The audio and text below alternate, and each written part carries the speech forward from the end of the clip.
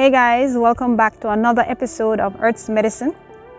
As the title states, I'm going to be sharing my personal experience of drinking Guinea Hen tea after I was diagnosed with uterine fibroids. So without further ado, let's jump right into the video.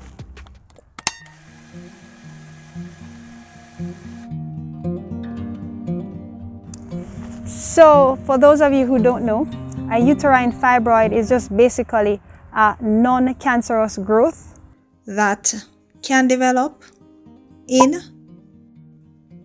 or around the womb,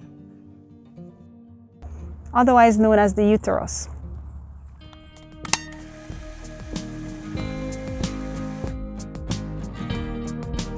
So in 2015, I woke up one morning with pain in my lower abdomen.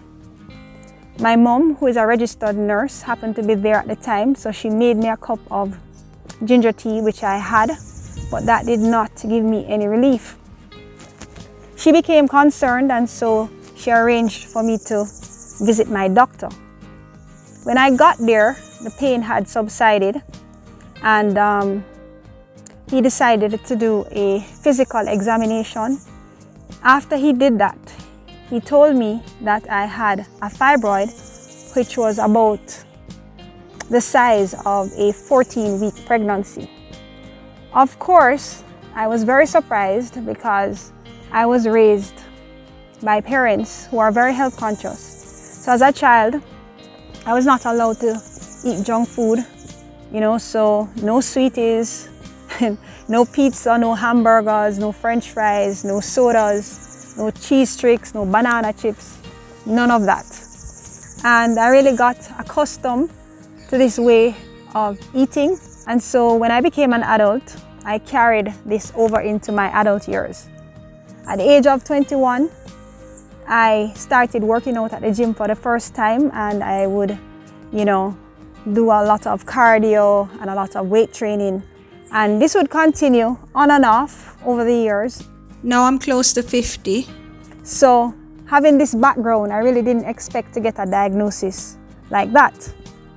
In addition to that, I didn't have any symptoms. And all my life up until that point, I had a very flat abdomen. So, I really was surprised. Anyway, with regards to the pain that I was experiencing in my abdomen, he suspected gastrointestinal issues. So he wrote a prescription for me, and he suggested that I do some tests, but I won't get into that right now because this video is about the fibroids.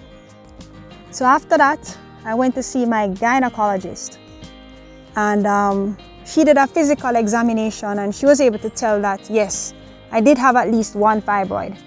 And then she sent me to do an ultrasound, which I did. After that, I went to see her with the results, and this was the actual report. So as you can see, it showed that one fibroid was pedunculated, meaning that the fibroid was attached to the uterine wall by a stalk-like growth, and it measured 10.8 by 6.4 by 7.9 centimeters. So it was pretty big. And the other fibroid was much smaller. It measured 4.6 centimeters, and it was an anterior intramural fibroid, meaning that it was in between the muscles of my uterus, and it was also in front of my uterus. My gynecologist pretty much gave me two options: to have them surgically removed or to wait and see. And because I didn't have any symptoms, I decided to just wait and see. And if anything, I would make a decision at a later date.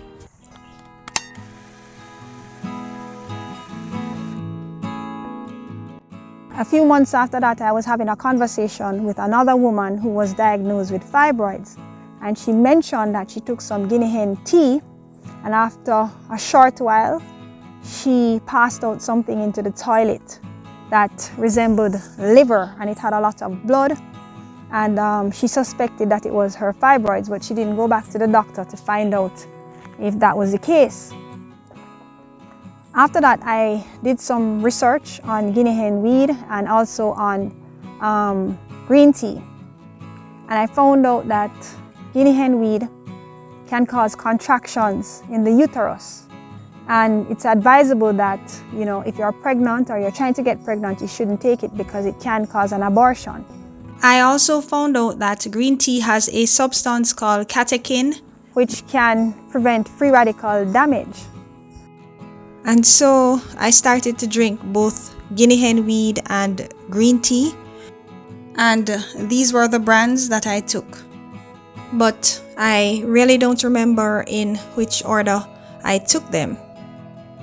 Anyway, a few days after that, I started to spot. And then a few days after that, I went to have a shower one day. And just before I started to have my shower, I passed out something. And I showed it to my mother. She suspected that, it was the fibroid, but the smaller one. And because of the Guinea hen weed causing the contractions in the womb, there was a possibility that it could have pushed it out. And she suggested that I should go back to the gynecologist to find out what was really happening. However, I didn't go back and I stopped taking both teas. After that, I just got on with my life and never really worried about it. But over the years, it got bigger. It was a slow growth, but still, it got bigger to the point where it became noticeably bigger. But still, even up until today, no symptoms. About 3 weeks ago, I decided I wanted to start taking Guinea hen weed tea again. Not because of the fibroids, but because I wanted to build my immune system. And so I went back on the Guinea hen weed tea, but this time I used the actual plant. And I would have 1 cup of tea in the morning and 1 cup of tea in the evening. This went on for a few days and then I started to spot. And a few days after that, I passed out something that looked like the human lung, right? It was very small though. And my mother was there at the time, so I showed it to her. And she suspected that I had grown another fibroid and passed it out. But of course, she suggested that I return to my gynecologist, which I plan to do pretty soon. So I decided to share this video today because I know that there are a lot of women out there that are suffering from fibroids. I would really love for you to share this video because I think that it would be very interesting for a research scientist to conduct a research on Guinea hen weed tea to find out if it can be used as a part of future management for fibroids. There are dangers associated with the use of herbal remedies. If you would like to learn more about the latter, then please click on the link in the description below. Medical disclaimer. The information shared on Earth's Medicine is for the purpose of enlightenment. It is not to be used as a substitute for pharmaceutical medicine. If you are feeling ill or you have any health concerns, please speak to your doctor about same.